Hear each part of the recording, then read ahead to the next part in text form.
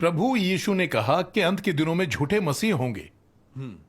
उस समय यदि कोई तुमसे कहे कि देखो मसीह यहां है, या कहे कि मसीह वहां है, तो विश्वास ना करना, क्योंकि झूठे मसीह और झूठे भविष्यद्वक्ता उठ खड़े होंगे और बड़े चिन्ह और अद्भुत काम दिखाएंगे कि यदि हो सके तो चुने हुओं को भी भरमा दें। आमीन। पादरी और एल्डर कहते हैं कि प्रभु के आने के दावे झूठे हैं और देहधारी प्रभु एक झूठा मसीह है। हाँ, सही कहा। सर्वशक्तिमान परमेश्वर ही लौट कर आया प्रभु यीशु है। इसका आधार क्या है? हाँ, क्या आधार है? हाँ, हमें भी बताइए। आपने एक अहम सवाल पूछा है। कई धार्मिक लोग बाइबल के इस अंश के कारण सच्चे मार्ग की छानबीन नहीं करते। सही कहा। उन्हें लगता है प्रभु का देह धारण करके आना एक धोखे से ज्यादा कुछ नहीं है। मगर क्या यह बात बहुत मनमानी नहीं है? उनकी बात सही है। हाँ, उनकी बात में दम तो है। प्रभु यीशु ने क्या कहा था? आधी रात को धूम मची, देखो दूल्हा आ रहा है, उससे भेंट करने के लिए चलो। तो क्या आप सबको विश्वास है कि प्रभु वापस आएगा? जरूर, विश्वास क्यों नहीं होगा। हम बरसों से प्रभु के आगमन को तरस रहे हैं। हम सालों से इंतजार कर रहे हैं। अगर आप सबको लगता है कि प्रभु वापस आएगा, तो सच्चे मार्ग की छानबीन क्यों नहीं करते? परमेश्वर की वाणी को क्यों नहीं तलाशते?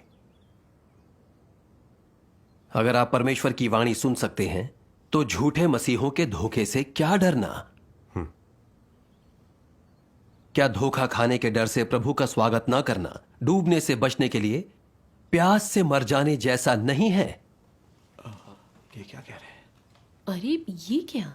क्या ऐसा इंसान मूर्ख कुंवारी नहीं कहलाएगा? बिल्कुल। क्या आप अब समस्या की जड़ को समझ पाए?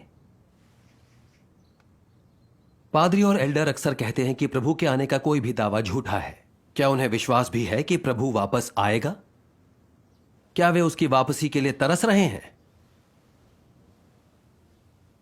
कई लोग सिर्फ अपने पादरी की सुनते हैं, जो कि बेवकूफी है। वे प्रभु का स्वागत नहीं कर सकते। हाँ,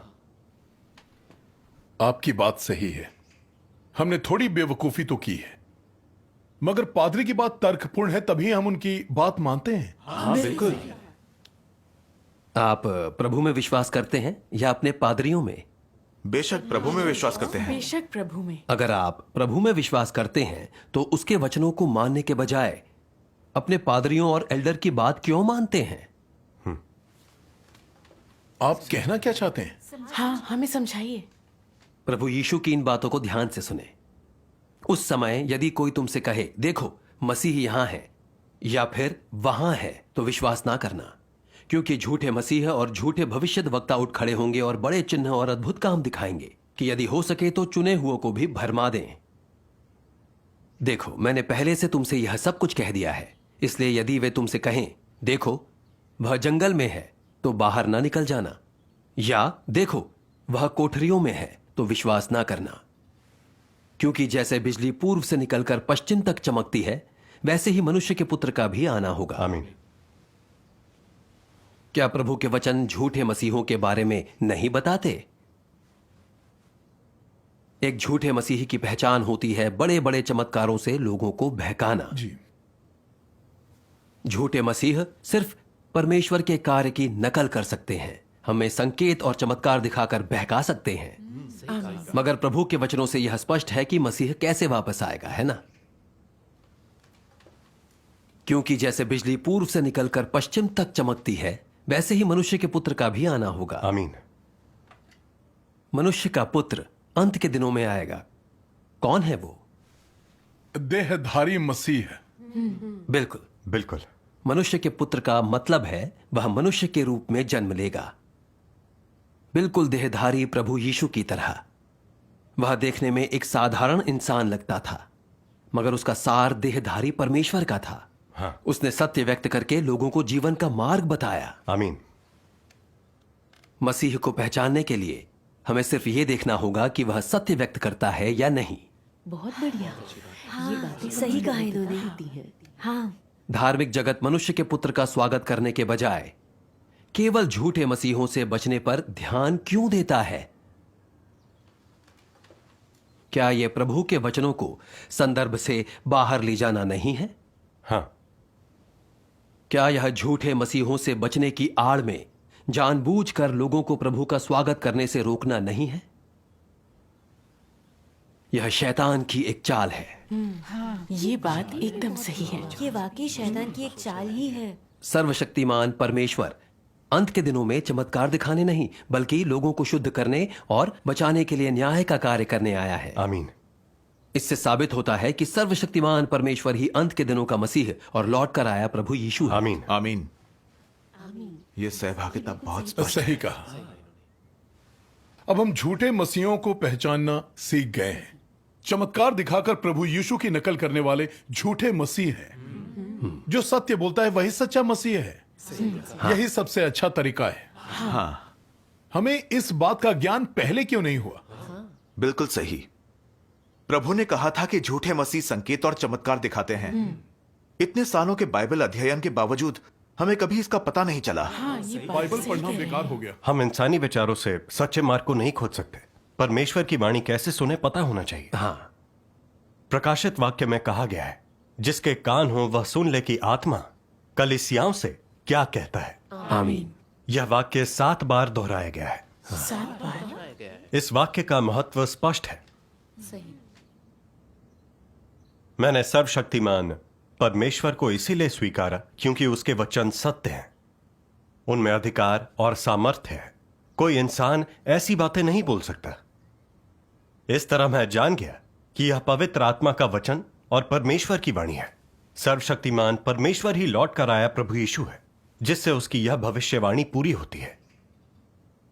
मुझे तुमसे और भी बहुत सी बातें कहनी है, परंतु अभी तुम उन्हें सह नहीं सकते।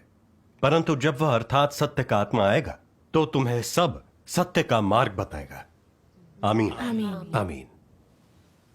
सर्वशक्तिमान परमेश्वर को स्वीकारने की प्रक्रिया में हमें परमेश्वर के वचनों से जीतना, न्याय और ताड़ना का सामना करना, मूर्खता में प्रबोधन हासिल करना और अंधकार में रोशनी देखना शामिल है। जब लोग इन परमेश्वर के वचनों को पढ़ते हैं तो यह प्रक्रिया उन्हें परमेश्वर के सामने लाती है। जिन्होंने परमेश्वर के वचन नहीं पढ़े वे इस बात को नहीं समझ सकते। एक उदाहरण देता हूं। व्यवस्था के युग में अय्यूब ने अपने परीक्षणों के बाद परमेश्वर की वाणी सुनी और फिर उसने कहा, मैंने कानों से तेरा समाचार सुना था, परंतु अब मेरी आंखें तुझे देखती हैं, इसलिए मुझे अपने ऊपर घृणा आती है और मैं धूल और राख में पश्चाताप करता हूं। परमेश्वर की वाणी सुनकर ऐसा ही लगता है, क्योंकि परमेश्वर ही सत्य, मार्ग और जीवन है। जो सत्य व्यक्त करते हुए न्याय का कार्य करता है, सिर्फ वही परमेश्वर का प्रकटन है। जो सत्य व्यक्त नहीं कर सकते हैं वे सब झूठे मसीह हैं। इस बात को नकार नहीं सकते। सही। क्या कोई झूठा मसीह सत्य व्यक्त कर सकता है? नहीं तो क्यों नहीं? मुझे नहीं पता। क्योंकि झूठा मसीह शैतान का प्रतिरूप होता है। उनके पास सत्य नहीं होता, वह उसे व्यक्त नहीं कर सकता। क्या इस धार्मिक संसार में कोई है जो सत्य व्यक्त कर सकता है? नहीं। बिल्कुल नहीं। क्या कोई इंसान सत्य व्यक्त कर सकता है? नहीं। बिल्कुल नहीं।